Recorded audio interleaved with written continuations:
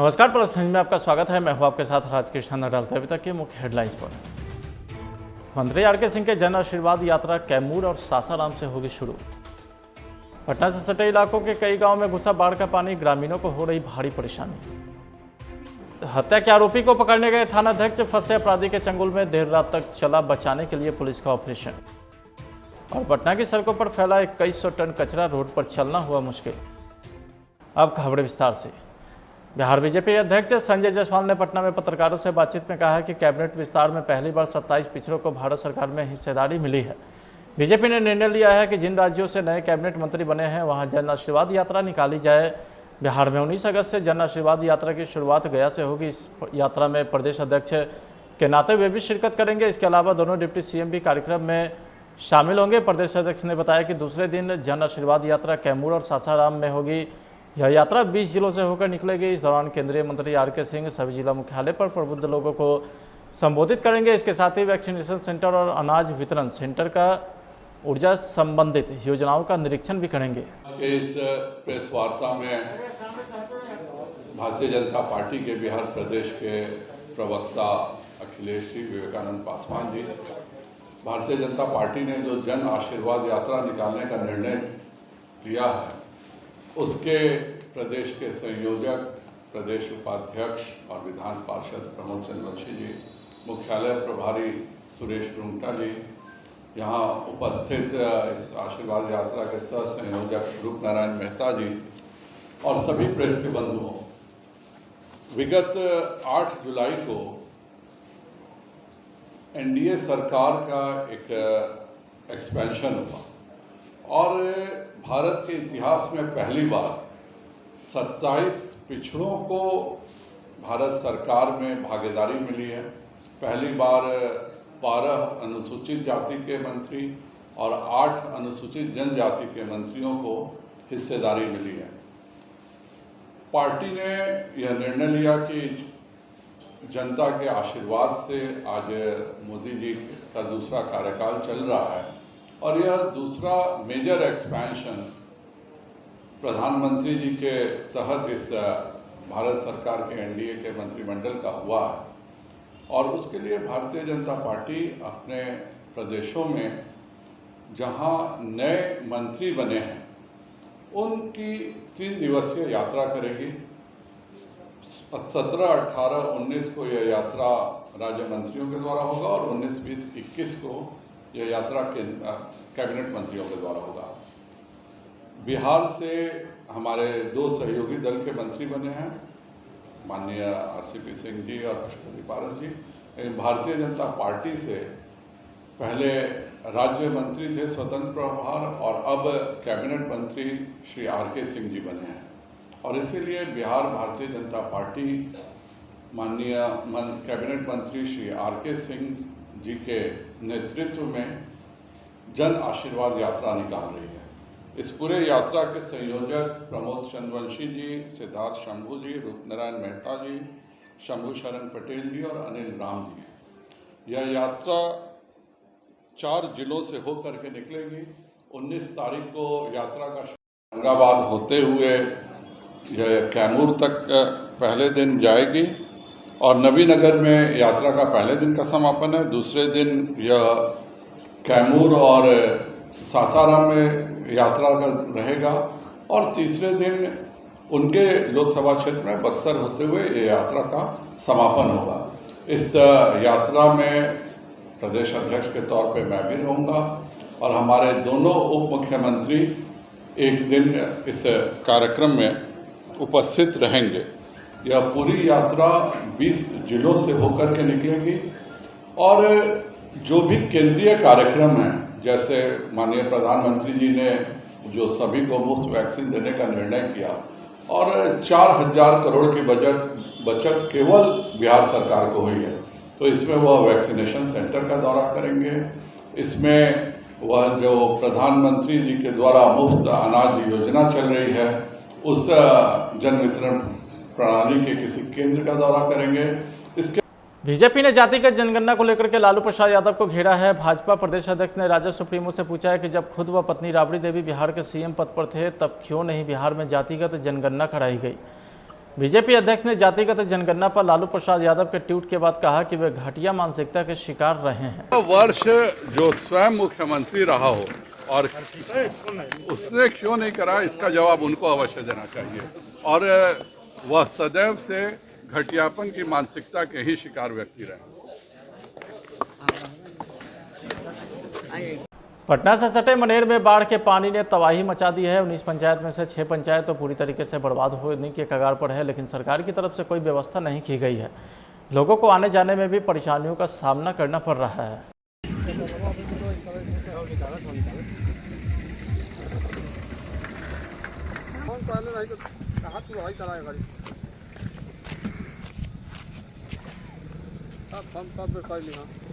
क्या है यहाँ पर समस्या क्या है?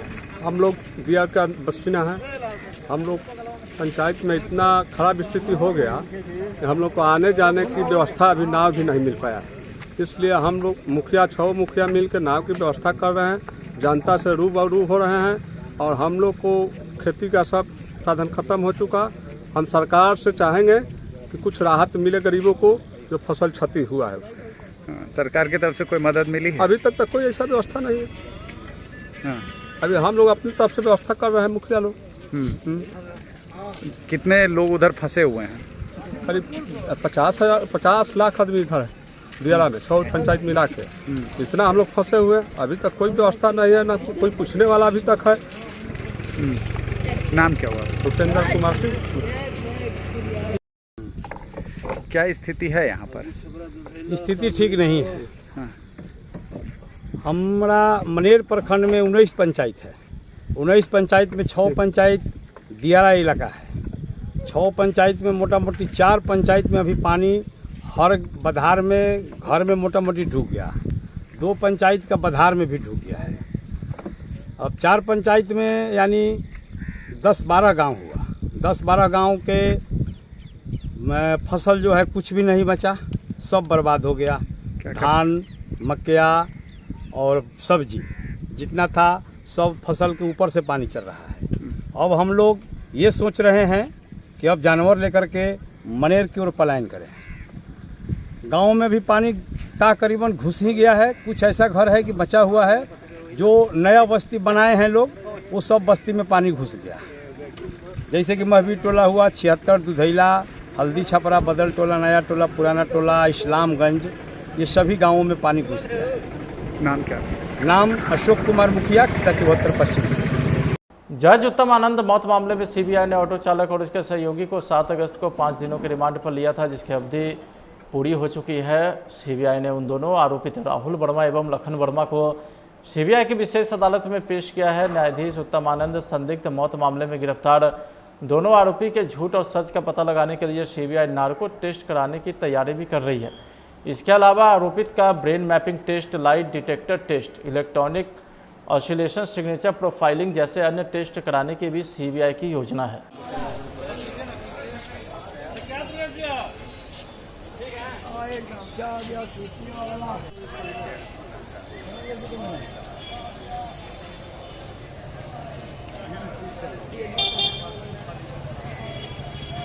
रोहतास में विकास लोक शिकायत निवारण शिविर का आयोजन किया गया। रोहतास के डीएम धर्मेंद्र कुमार की अध्यक्षता में शिविर में ऑन द स्पॉट 60 मामलों का निष्पादन किया गया है। इसके अलावा पहले से प्राप्त हो रहे 350 से अधिक मामलों का निष्पादन भी कर दिया गया है। डीएम धर्मेंद्र कुमार ने बताया कि जन समस्या को सुलझाने के प्रति जिला प्रशासन संकल्पित है और लोगों की जो भी समस्या है उसे नियत समय के अंदर दूर करने की कोशिश भी की जा रही है। आप राजेश गुप्ता सरकार आवेदन करें। नौका के जरिए प्रणाली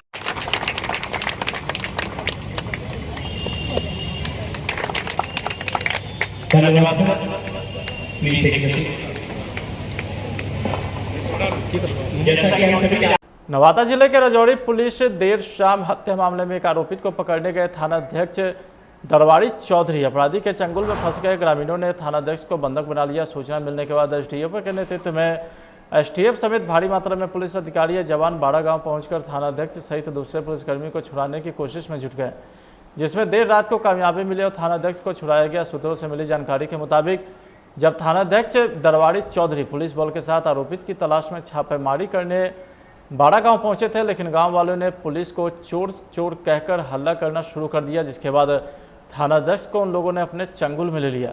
जिले के कई थाने की पुलिस देर रात तक थानाध्यक्ष को छुड़ाने की कोशिश में जुटे रहे, जिसके बाद में सफलता मिली।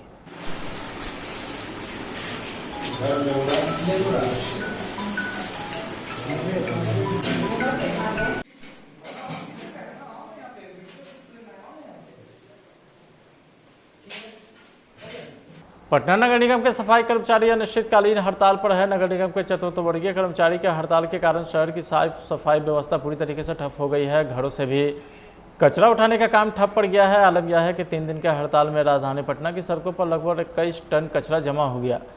आधी सड़क पर कूड़ा कचरा होने के कारण लोगों का चलना मुश्किल हो गया है। शहर की सब्जी मंडी की हालत भी बेहद खराब है।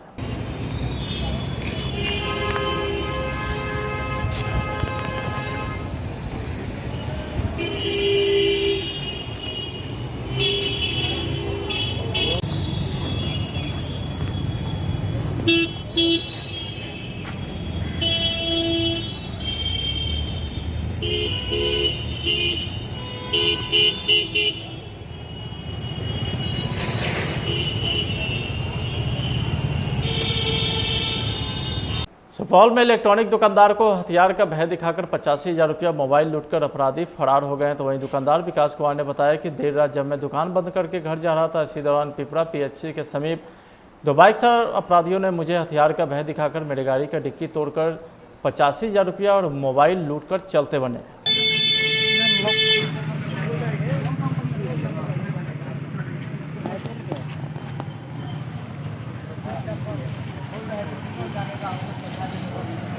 रात में हम 10 बजे लगभग में दुकान बंद करके घर जा रहे थे।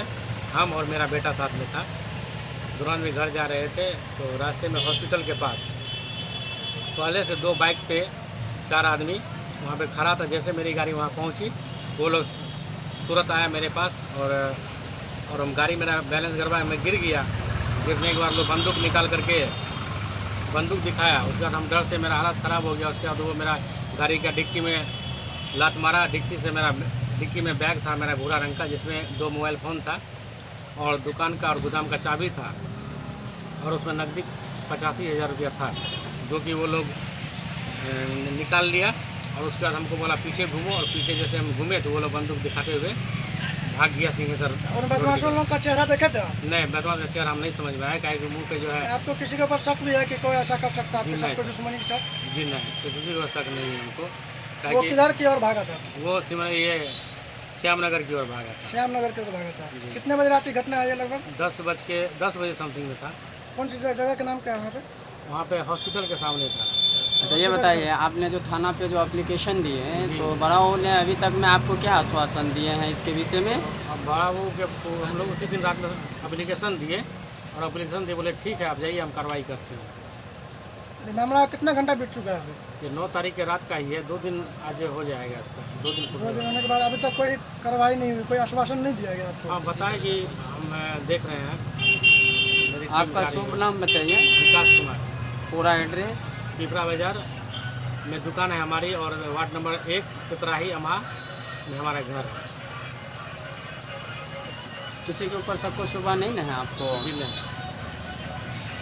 बाढ़ के NTPC थाना क्षेत्र के सहनौरा गांव से लापता 2 बच्चों का शव NTPC डैम से बरामद कर लिया गया है। शव मिलने के बाद गुस्साए ग्रामीणों ने नेशनल हाईवे 31 को जाम कर दिया, जोरदार तरीके से हंगामा किया। सहनौरा गांव के ग्रामीणों ने NTPC प्रबंधन पर आरोप लगाते हुए कहा है कि डैम तो बना दिया, मगर उनकी सुरक्षा को लेकर किसी भी प्रकार का कोई कदम नहीं उठाया गया है। यदि सुरक्षा के थोड़े से भी इंतजाम किए गए होते तो बच्चों की मौत नहीं होती। फिलहाल आज की खबर में इतना ही। आप देखते रहे प्लस न्यूज़। नमस्कार।